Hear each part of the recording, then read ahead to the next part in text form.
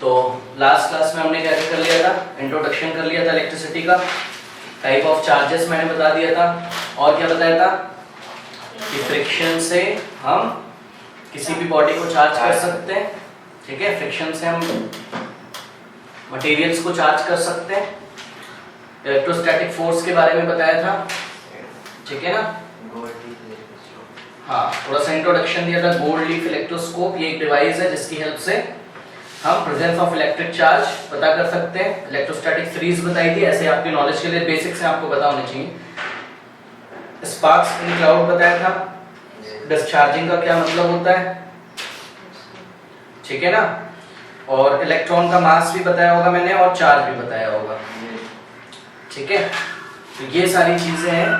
अब देखिए जरा, पहले हम एक, ये सब बेसिक से आपको पता होने चाहिए। ये एक टॉपिक हम करने जा रहे हैं, classification of electric charges, oh sorry, classification of not electric charges, classification of materials, classification of materials.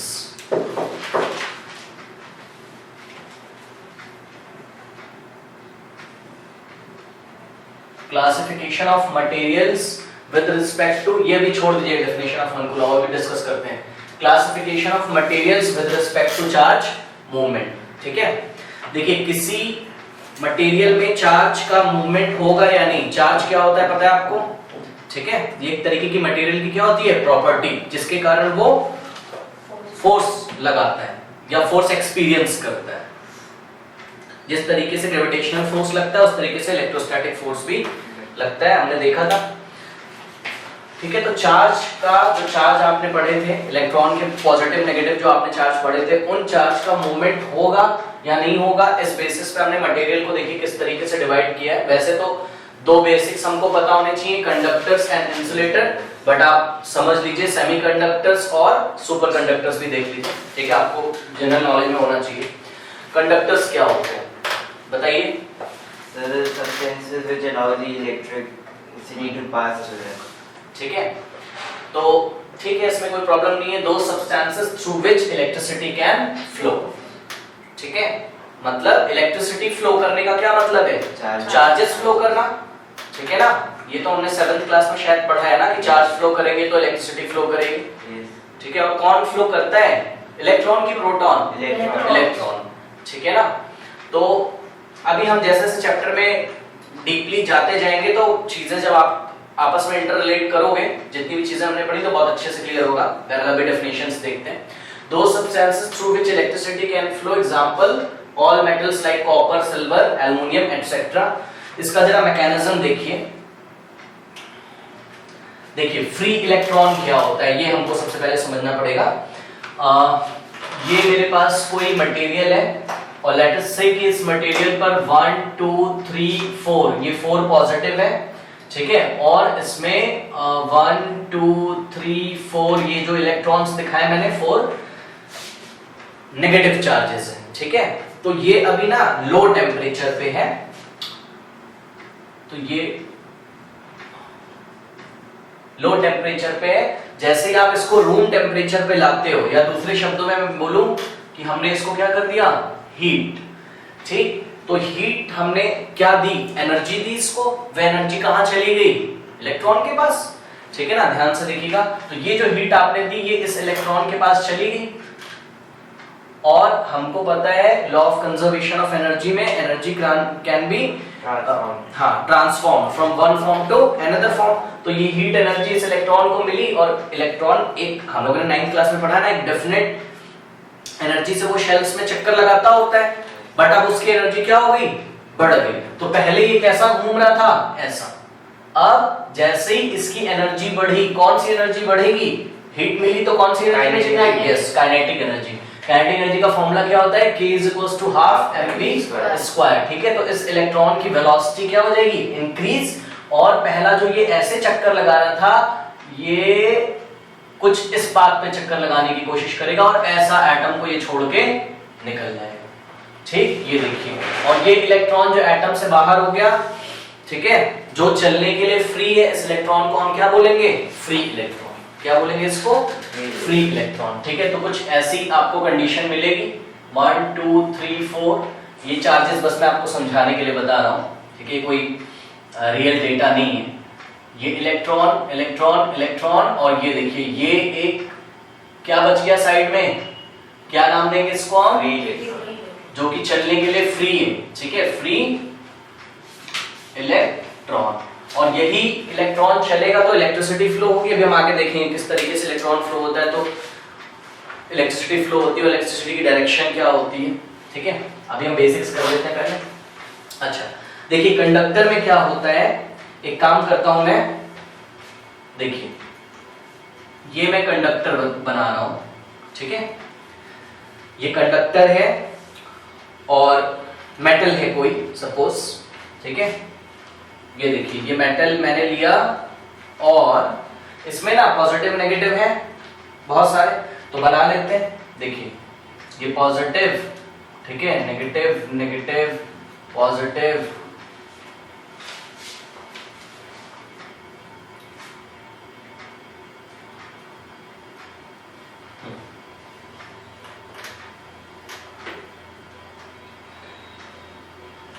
अब देखिए हमने पढ़ा था कि हम फ्रिक्शन से किसी बॉडी को चार्ज कर सकते हैं।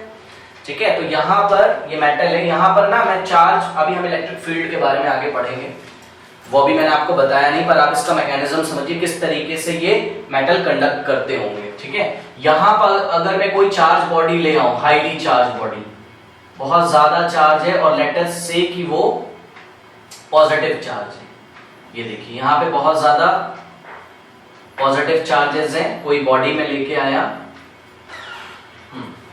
ये नेगेटिव चार्ज मैंने बॉडी रखी हुई है यहाँ पर। अब क्या होगा, ध्यान से देखिए, ये वाला पॉजिटिव किसको अट्रैक्ट करेगा? इस नेगेटिव को। लेकिन ध्यान दीजिए ये वाला इस नेगेटिव को और भी तो कोई अट्रैक्ट कर रहा है, कौन? ये जो पॉजिटिव है न्यूक्लियस में प्रोटॉन, ये भी तो अट्रैक्ट कर रहा है कि नहीं कर रहा है? लेकिन ना आपने जैसे ये जो पॉजिटिव नेगेटिव लगाया है, आप बोल सकते हो हमने इलेक्ट्रिक फील्ड लगाई है। क्या लगाई है? इलेक्ट्रिक फील्ड लगाई है। ठीक है, अभी हम आगे पढ़ेंगे इलेक्ट्रिक फील्ड क्या होता है, या आप दूसरे शब्दों में अगर समझना चाहते हैं तो इस तरीके से समझिए कि ये हमने एक पॉजिटिव बॉडी लेके आए हाईली, और ये हम नेगेटिव बॉडी लेके आए, ये इलेक्ट्रॉन यहाँ पे अट्रैक्ट होगा ऐसे। देखिए इसके और इसके बीच में जो फोर्स लग रहा है ना, वो इस इलेक्ट्रॉन और इस पॉजिटिव चार्ज के बीच में लगने वाले फोर्स से ज्यादा है, तभी तो ये कहां चला जाता है? इधर। तो ध्यान से देखिए, ये देखिए ये इलेक्ट्रॉन यहां चला गया, ठीक, और ये पॉजिटिव और नेगेटिव मिलकर नेट चार्ज कितना हो गया होगा? यहाँ 0, और यहाँ जो नेगेटिव था वहां क्या हो जाएगा? Absence of electron is positive. ठीक, अब ये जो पॉजिटिव इधर क्रिएट हो गया, ये भी पॉजिटिव इधर है, और इधर भी ये सब पॉजिटिव है, इधर के इलेक्ट्रॉन्स को खींचेंगे, ठीक है ना, और इस इलेक्ट्रॉन को ये भी तो खींच रहा है, बट ये वाला फोर्स क्या है? कम, और ये जो सब लोग मिलके लगा रहे हैं इस इलेक्ट्रॉन पे, ये ज्यादा है, तो ये फ्लो होके इधर आ जाएगा। अब ये न्यूट्रल हो जाएगा, तो यहाँ पे क्या क्रिएट हो जाएगा? तो आप क्या देख रहे हो? आप देख रहे हो ना, फ्लो कौन कर रहा है? इलेक्ट्रॉन। चलता हुआ कौन नजर आ रहा है? Plus.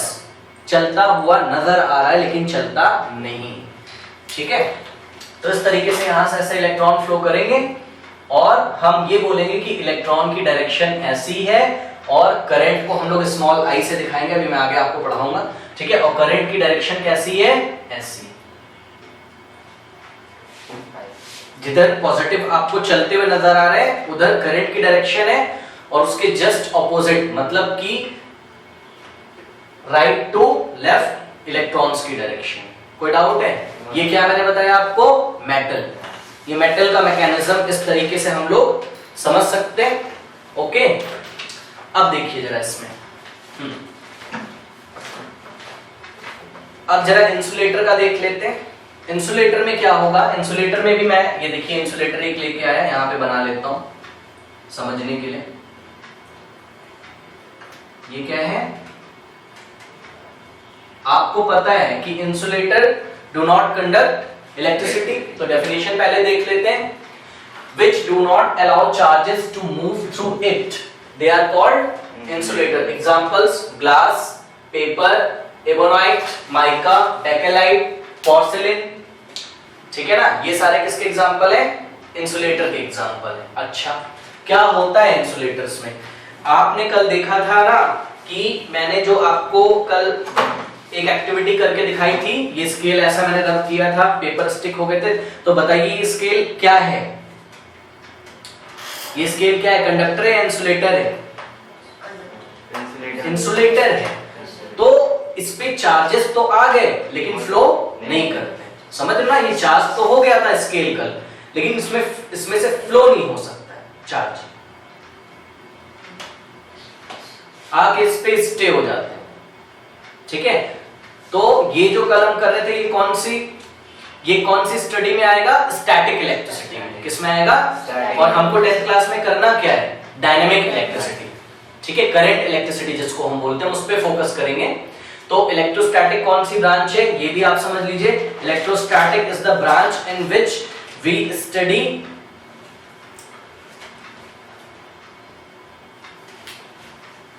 in which properties of static non-moving electrical charges are studied. But we are not interested in class 10. Electrostatic हम अब नहीं करेंगे, अभी हम क्लास 12 में करेंगे। ठीक है, तो इलेक्ट्रोस्टैटिक कौन सी ब्रांच है इलेक्ट्रिसिटी में? फिजिक्स में कौन सी ब्रांच है? इलेक्ट्रिसिटी। और इलेक्ट्रिसिटी में कौन सी ब्रांच है? इलेक्ट्रोस्टैटिक। तो इलेक्ट्रोस्टैटिक में क्या पढ़ाया जाता है?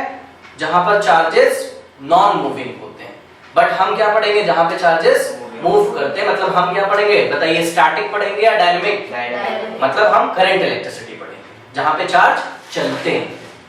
ठीक है, तो आपको थोड़ा सा इंट्रोडक्शन होना चाहिए तो बता दिया। हाँ, तो यहाँ पे भी सेम ऐसा ही है, कोई प्रॉब्लम नहीं है इसमें भी। देखिए पॉजिटिव ऐसा कुछ, ये पॉजिटिव और ये देखिए नेगेटिव। हमने यहाँ पर भी ऐसा पॉजिटिव अप्लाई किया, इधर नेगेटिव। आप बोल सकते हो इलेक्ट्रिक फील्ड लगाई, या आप बोल सकते हो नेगेटिव बॉडी इधर लेके आए हाईली और एक पॉजिटिव बॉडी इधर लेके आए हैं। तो क्या ये इसको अट्रैक्ट नहीं करता है? करता है। ये वाला इलेक्ट्रॉन इधर अट्रैक्ट होता है, बट ये वाला फोर्स क्या है? ज्यादा। ठीक है, तो जो इधर न्यूक्लियस से इस इलेक्ट्रॉन पे लग रहा होगा ना, वो फोर्स ज्यादा है, तो ये इसको ऐसा पकड़ के रखता है, ये इलेक्ट्रॉन इधर नहीं जा पाता। तो बताइए, चल रहा है कोई चार्ज? नहीं चल रहा है। तो क्या करंट फ्लो होगा? नहीं होगा। बस आके चार्ज इस इंसुलेटर पे स्टे करेंगे। अच्छा, एक बात और समझ लीजिए। देखिए आप यहाँ पे क्या ध्यान दे रहे हो? दो ताकत है, दो तरीके की ताकत है। उसमें से जो जीतेगा उसकी जीत होगी। कौन कौन सी ताकत है, कौन कौन से फोर्स हैं? ये देखिए, न्यूक्लियस और इस इलेक्ट्रॉन के बीच में, और ये जो आपने बाहर से चार्ज बॉडी लगाई है उसके और इस इलेक्ट्रॉन के बीच में फोर्स है। अगर ये वाला हम ज्यादा कर दें इंसुलेटर में तो ये कंडक्टर। हाँ, तो क्या इंसुलेटर को कंडक्टर बनाया जा सकता है? यस, बनाया जा सकता है। कब बनाया जा सकता है? जब हम स्ट्रॉन्ग फील्ड अप्लाई कर दें। क्या अप्लाई कर दें? स्ट्रॉन्ग फील्ड अप्लाई कर दें। कोई डाउट है? तो ध्यान से सुन लीजिए, अगर आप इंसुलेटर को कंडक्टर बना देते हो, क्या लगाकर? स्ट्रॉन्ग फील्ड लगाकर, स्ट्रॉन्ग इलेक्ट्रिक फील्ड लगाकर अगर आप इंसुलेटर को कंडक्टर बना देते हो, तो इस कंडीशन को हम बोलते हैं कि इंसुलेटर का ब्रेकडाउन हो गया। क्या हो गया? इंसुलेटर का ब्रेकडाउन हो गया। कोई डाउट है? हाँ, तो ये बेसिक था, इसको समझ लीजिए। नेक्स्ट टॉपिक देखिए, सेमीकंडक्टर्स। आपको याद होगा हम लोगों ने जब क्लास 9 में पीरियोडिक टेबल किया था, याद है? तो मैंने आपको बताया था left hand side group 1 group 2 alkali metals and alkali earth metals थे। ठीक है ना? याद है कि नहीं याद है? ये देखिए एक बार मैं याद दिला देता हूं। ग्रुप 1 क्या था फॉर्मूला? है ली ना कर रब से फरियाद। ठीक है, तो hydrogen, lithium, sodium, potassium, rubidium, caesium, francium. इसी तरीके से ग्रुप 2 क्या था? बेरिलियम, मैग्नीशियम, बेटा मांगे कार, स्कूटर और बाप राजी। ठीक है ना? Beryllium, magnesium, calcium, strontium, barium, radium, ये मेटल थे। और राइट हैंड साइड मैंने आपको बताया था नॉन मेटल आते हैं। उसके बीच में क्या बताया था मैंने? मेटल और नॉन मेटल के बीच में हम लोग ने क्या डिस्कस किया था? हाँ यस, मेटलॉइड याद है। और मेटलॉइड के बहुत बेस्ट एग्जांपल्स हमने देखे थे, कौन कौन से, सिलिकॉन और जर्मेनियम, याद है। मैंने बताया था कि इसको हम सेमीकंडक्टर्स भी बोलते हैं। सेमीकंडक्टर्स क्यों बोलते हैं? At very low temperature their resistance, sorry, at low temperature this material behaves like insulator, ठीक है।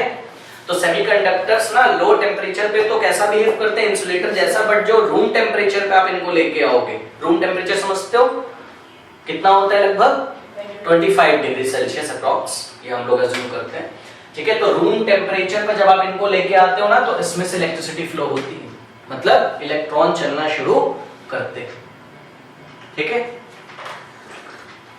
चार्जेस का फ्लो पॉसिबल है। सेमीकंडक्टर्स नाम का चैप्टर है, हम लोग आगे पढ़ेंगे क्लास 12 में, ये सब बेसिक्स हैं, इसको समझ लीजिए। नेक्स्ट है सुपर कंडक्टर्स। सुपर कंडक्टर्स देखिए भाई, ये भी आपको पता होना चाहिए। एट वेरी लो टेम्परेचर, देखिए जरा ध्यान से, at very low temperature their resistance to charge is zero. मतलब रेजिस्टेंस का मतलब समझते हो, रोकना, ऐसे समझ लीजिए। अभी तो आगे टॉपिक है रेजिस्टेंस हमारे पास, बट रेजिस्टेंस का मतलब क्या होता है? रोकना, ठीक है। जैसे कि ये देखिए, इस पे मैं इसको चलाता हूं तो ये मोबाइल का जो सरफेस है, ये इसको चलने के लिए क्या करता है? रेजिस्ट करता है, रोकता है। और ये देखिए, हवा में चला रहा हूं तो आराम से चल रहा है, ये देखिए थोड़ा सा रेजिस्ट करता है। तो इसी तरीके से at very low temperature their resistance to charges is zero. Resistance to charges is zero का क्या मतलब है? चार्ज को चलने देता है या नहीं चलने देता है? नहीं चलने देता है, चलने देता है। क्या लिखा है? There resistance to charges is zero, मतलब there is no resistance against charges, against the motion of charges, against the movement of charges. Charges बहुत आराम से चलते हैं इसमें, किसमें? सेमीकंडक्टर, सॉरी सुपर कंडक्टर, नाम से पता नहीं चल रहा आपको, सुपर कंडक्टर, कंडक्टर से भी ज्यादा कंडक्टर, ठीक है। बट ये काम कब करता है? एट वेरी लो टेम्परेचर, बहुत लो टेम्परेचर पे ये काम करता है, ठीक है। तो super conductor are highly conductor. Examples है इसके tin, H2S, hydrogen sulphide etcetera. अच्छा, इसमें थोड़ा सा इधर ध्यान दीजिए। हम लोग ना 10th क्लास में एक चैप्टर पढ़ेंगे केमिस्ट्री में, कौन सा? Carbon and its compound. Carbon and its compound देखा होगा आपने केमिस्ट्री में। उसमें हम लोग पढ़ेंगे कार्बन का एक एलोट्रोप होता है। एलोट्रोप क्या होता है हम लोग वहां डिस्कस करेंगे। कार्बन का एक एलोट्रोप होता है जिसको हम क्या बोलते हैं? ग्रेफाइट, ठीक है।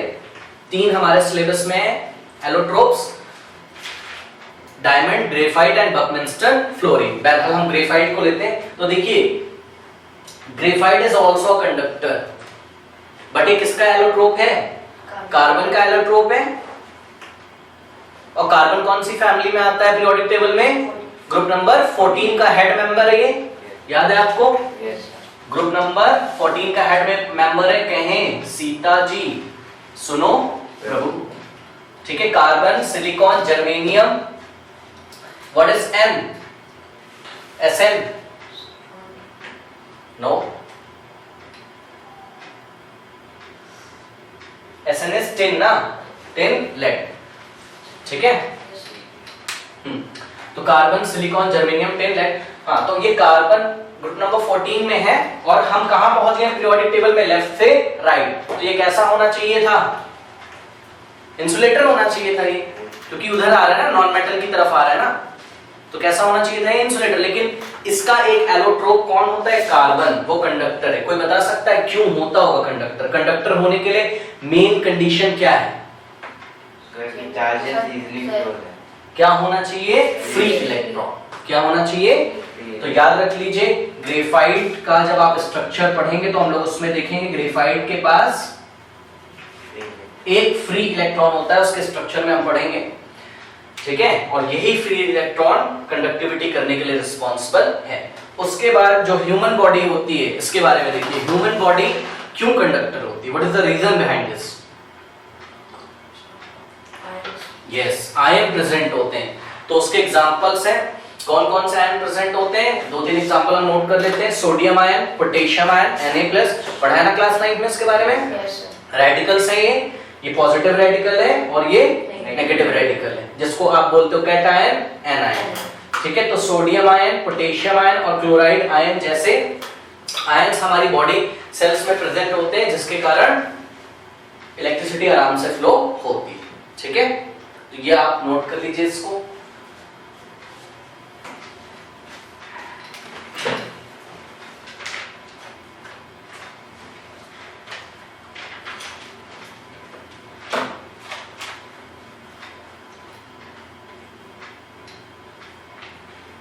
हाँ, उसके बाद एक और चीज डिस्कस करना चाहता हूं मैं इंसुलेटर में। ये देखिए, आपने जो है खंभों पे इंसुलेटर देखे होंगे लगे हुए, देखें वो ब्लैक ब्लैक सा जो गोल गोल सा लगा होता है, उसमें ऐसा तार फंसा के ऐसे निकालते हैं। जैसे कि मान लीजिए ये एक पिलर है, सॉरी ये एक पोल है और ये एक पोल है। अब उधर से तार से ऐसे करंट आ रहा है और घुमा के इधर ले जाना है इस वाली कॉलोनी में, तो यहाँ इंसुलेटर लगा देते हैं। क्यों? खंबे पे क्यों नहीं बांध देते? पोल पे क्यों नहीं लगा देते? तार पोल पे लगा देते हैं। हाँ, जो चार्जेस ऐसे आ रहे हैं वो पोल में भी तो जा सकते हैं, और पोल में जाके कहां चले जाएंगे? अर्थ। तो और अगर कोई पोल को छू देता है तब भी प्रॉब्लम है। तो क्या जो इलेक्ट्रॉन्स जो करंट इलेक्ट्रिसिटी आ रही है, क्या वो आपके घर तक ठीक से पहुंचेगी? नहीं। तो हम लोग जब डायरेक्शन ऐसे बदलते हैं तार की, तो क्या लगा देते हैं वहां पे? इंसुलेटर। इंसुलेटर में ऐसा लगा के उसको डायरेक्शन देते हैं उसकी, ताकि क्या हो जाए? इंसुलेटर चार्ज को अलाउ नहीं करता है, तो सारा करंट केवल किस में फ्लो करेगा? वायर में, बस निकल जाएगा जहां तक भेजना। ठीक है ना? तो ये है टॉपिक, देखते हैं। देखिए, एक टॉपिक है छोटा सा, एनसीईआरटी की बुक में शायद क्वेश्चन में भी दिया हुआ है। Calculate the number of electrons constituting 1 coulomb of charge. क्या टॉपिक है?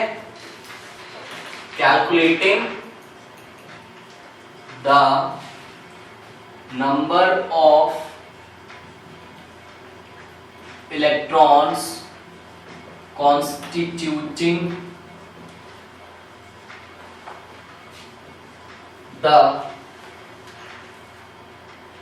constituting 1 coulomb of charge।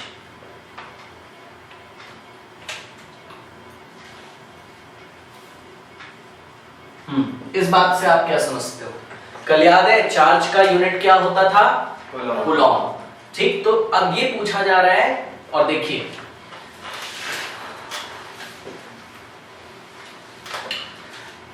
Charge का यूनिट क्या होता था? कूलॉम।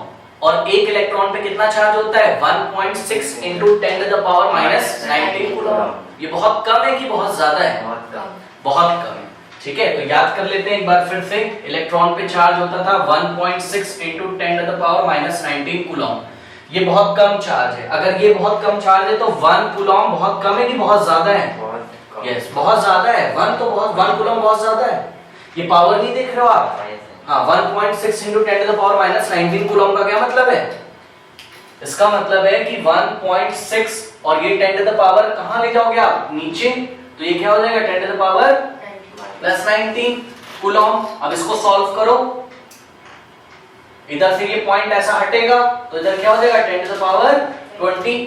तो क्या आ गया? 16 divided by 10 to the power 20। 10 to the power 20 का मतलब आप लोग समझते हो ना? 1 2 3 4 5 6 7 8 9 10 11 12 कितने जीरो लगेंगे? 20। और इसकी हेल्प से फिर आप ऊपर पॉइंट लगा सकते हो ना। तो कैसा आएगा बताओ? पॉइंट 0 0 0 0 0 0 0 0 ऐसा कुछ आएगा। लास्ट में क्या आएगा? 16। तो point 0 0 0 0 0 0 and so on to. ठीक है, तो आफ्टर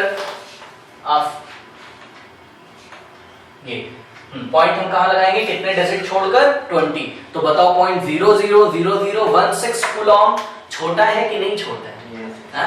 पॉइंट 0 0 0 0 1 6 ऐसा जो भी आ रहा है वो बड़ा है कि 1 कूलॉम बड़ा है? 1 कूलॉम। इसलिए ध्यान दे जरा। तो 1 Coulomb is the very large unit of charge. ठीक है, 1 Coulomb is the very large unit of charge. और चार्ज क्या होती है? प्रॉपर्टी होती है, ठीक है। हाँ अच्छा, इसमें जो है देखिए, एक मैं आपको बताता हूं रूल ऑफ क्वांटाइजेशन, ठीक है। कौन सा रूल है ये? क्वांटाइजेशन। देखिए थोड़ा सा इसको समझना पड़ेगा आपको, ये बेसिक्स हैं इलेक्ट्रिसिटी के, आपको पता होने चाहिए।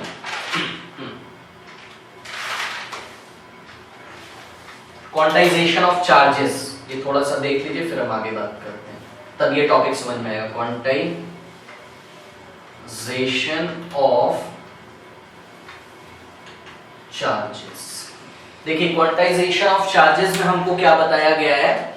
अब मैं आपसे क्वेश्चन करता हूं, सुनिए जरा। देखिए इधर ये दो ऑब्जेक्ट है, ठीक है। ये क्वेश्चन मेरा सुनिएगा, ये मैंने ऐसा इसको रब किया, ठीक। अब मैं आपसे ये बोल रहा हूं ना कि एक इलेक्ट्रॉन मेरे मोबाइल पर आ गया। पहले न्यूट्रल था, मतलब जितने पॉजिटिव थे उतने नेगेटिव थे। एक इलेक्ट्रॉन इस मार्कर से इस मोबाइल पर आ गया। बताइए इस पे कितना चार्ज है? 1 नेगेटिव। उसका वैल्यू क्या होगा कूलॉम में? यस, एक इलेक्ट्रॉन आया है ना इस पे, तो इस पे कितना चार्ज है? 1.6 इंटू 10⁻⁻19 कूलॉम। प्लस का कि माइनस का? माइनस का, क्योंकि कौन आया है इस पे? इलेक्ट्रॉन। इस पे कितना चार्ज है? पहले ये भी न्यूट्रल था, इस पे कितना चार्ज आया? उतना ही आया, 1.6 इंटू 10⁻⁻19 कूलॉम। लेकिन कैसा आया? पॉजिटिव आया। क्यों? एक इलेक्ट्रॉन एब्सेंट हो गया। समझ में आया? कोई डाउट है? तो और हम हमेशा याद रखिए, जब भी किसी पे नेगेटिव चार्ज आएगा तो ऑटोमेटिकली